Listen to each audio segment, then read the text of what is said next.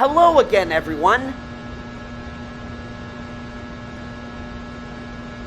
I live here now, don't I? Well, that works out perfectly, actually. As with Kane Pixel's new Backrooms movie coming out just days after this video's release, I want to do something a little different. See, normally what I do on this channel is a combination of video analysis and critiquing, aka my theory debunking videos. And I was gonna do the same thing here after I saw the first Backrooms trailer, but when I scrolled down to read some of the comment section, a lot of them were like, I see what they're doing here. A visual representation of AI generation and/or the complex nature of memory. What a marvelous little indie film this will be. And I was just reading those comments like, what on earth are you talking about? Kane's Backroom series was a thing long before the AI fiasco began. And as for the memory thing, I mean, I can kind of see what they're talking about. However, when it comes to the past, Kane's stories are usually about how art can give life to dead ideas. But then it finally hit me. They don't know about Kane's actual Backroom series, that this is all based on his previous work. So, instead of my usual style of debunking videos, I'm going to make this one an introduction of sorts for everything you need to know before seeing the Backrooms movie. And it all started with a little known Reddit post back in 2019, which reads as follows.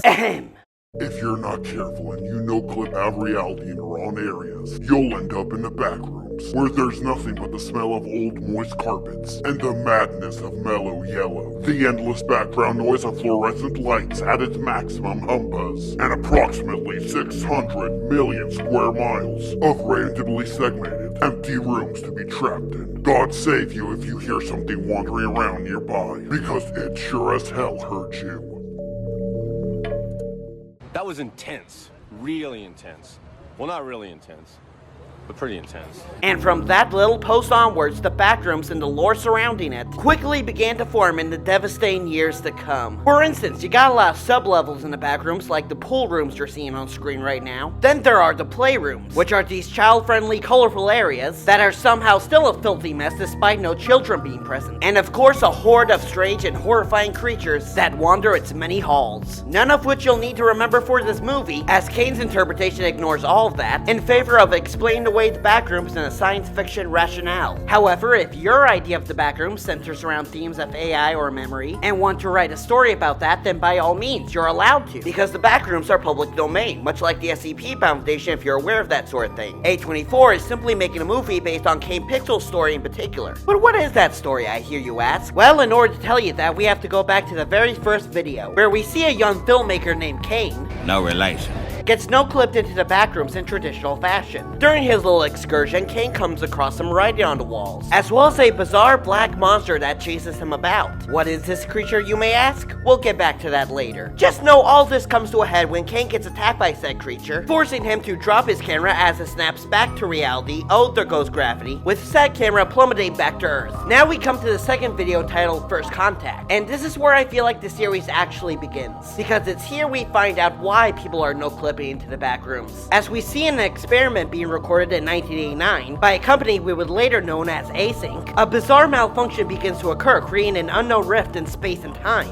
A distortion that leads directly into the Backrooms, or what Async calls the complex. That tape, by the way, is also dated November 17th, which, as we see in an unlisted video in the description, was the same day as the Loma Prieta earthquake, a real-life 7.2 earthquake in California, implying that in this reality, Async was responsible for creating the earthquake, as well as the sunrise and Backrooms no-clipping in the years to come. But Async couldn't care less about this, as we see their expeditions begin in the episode Missing Persons, where Async comes across the body of a deceased Backrooms victim covered in a mysterious black gunk. And as we see in the follow-up episode Autopsy Report, there's something really weird about this black gunk, as it's actually a form of bacteria called Hay bacillus. Why is this odd, you may ask? Well, that's because Hay bacillus is usually a pretty harmless form of bacteria, but here the scientist notes that the Hay bacillus has somehow accelerated the decay on some parts of the body and preserved it on others. It's almost as if there's something in the Backrooms that caused it to mutate, implying that our black monster friend is actually a bacteria monster made up of Hay bacillus.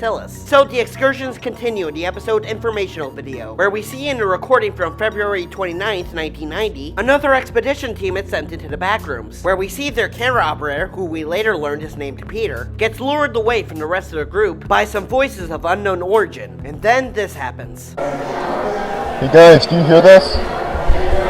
Hey! Guys? George? It was at this moment that he knew.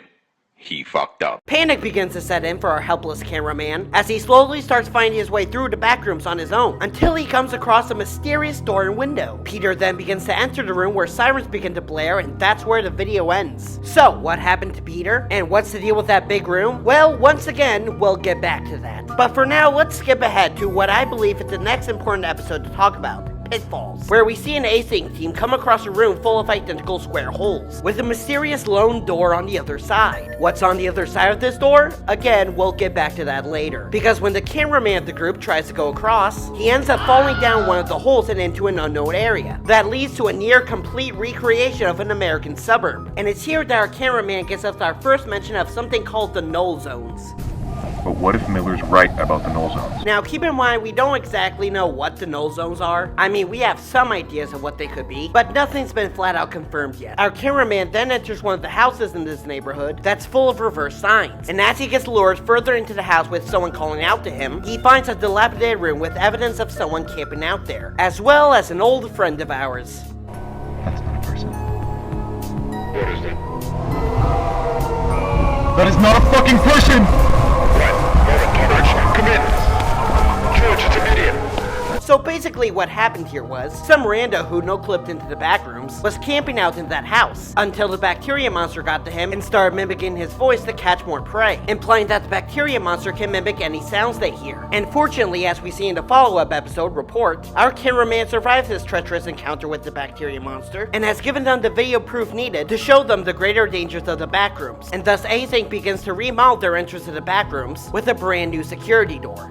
I wonder where I've seen this room before. In no time for questions, we got more videos to cover. Found Footage 2 shows us the POV of another unfortunate backrooms victim. During their travels, they come across what appears to be a car crash, with the driver nowhere in sight. This car seems to be the same one from another one of Kane's unlisted videos, where a fully functioning automobile gets no-clipped out of nowhere. Also, while we're on the subject of this video, there's something else about it I want to bring up. See, if you look at the actual title for this video, you'll notice that it's just a bunch of numbers right here. But those numbers are not random. Punch those babies into an ISBN search, and they'll give you a book called Charlotte Pickman's The Yellow Wallpaper, a short story first published in 1892 that's about a new mother who's sent away by her husband to take care of her mental health, which the people of this time period call being a woman disease, and part of her treatment involves her being locked away in a nursery with hideous yellow wallpaper, slowly being driven to madness as she believes there's a woman behind the wallpaper, and eventually believes that she herself is that woman.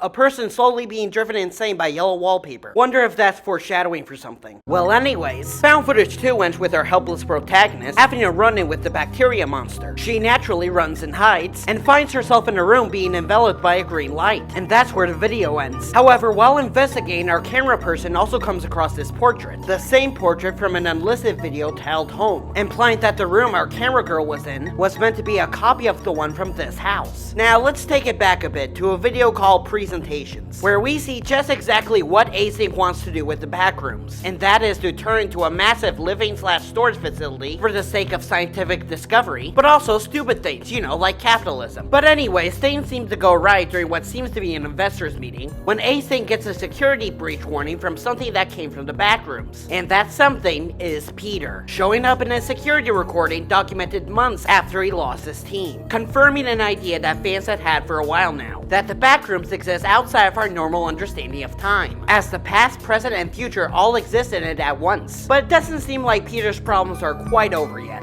See, turns out when you're like Peter and you've been gone months without trace, it's easy for a lot of people to assume you're dead. And when you work for a secret and shady government organization like Async, well, then they kinda need a way to explain away your supposed death to the general public, including your wife and kids. And as we see in yet another unlisted video, that's exactly what happened. Flip over that newspaper article you see on screen, and it reveals that Async faked Peter's death in a fire that they started. So, what's gonna happen to Peter, I hear you ask? Well, that's exactly what we find out in the next two videos. Reunion and Damage Control. The whole thing starts off with a video dated May 25th, 1990, with Async returning to the Pitfalls room to finally figure out what's on the other side. Unfortunately, we won't be able to figure that out in this video, as Async as well, in their infinite stupidity, I mean wisdom, gives two of their explorers, Mark and Marvin, the green light to use a shotgun, which I'm sure won't backfire on them whatsoever.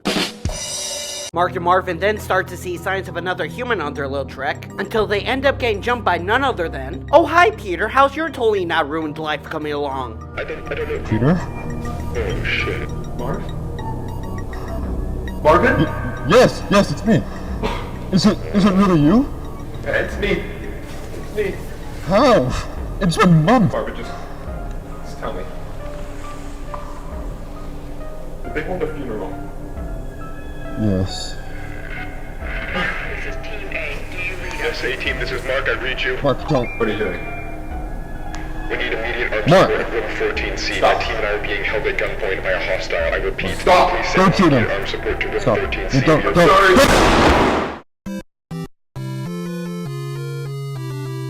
So now armed with blood on his hands, Peter begins to make a mad dash through Async to get to the outside. Afterwards, Async holds a meeting to explain to everyone what just happened, and my god, they give some of the biggest corporate BS excuses I have ever heard in my life. Around 5 minutes later, our security team made it to the ground floor and began a thorough sweep in the direction of the hillside where cameras had last observed Tench. I am terribly sorry to inform you all, but Mr. Tench was found deceased halfway down the hillside. The result of an extreme blow to the head. It appears that while he was running through some brush, he failed to anticipate a sudden dip in the ground and tragically fell forward into a large rock. Oh, a rock you say? Then tell me good sir, how do you explain this brief shot of a lone figure walking down the street, followed by an anonymous phone call reading?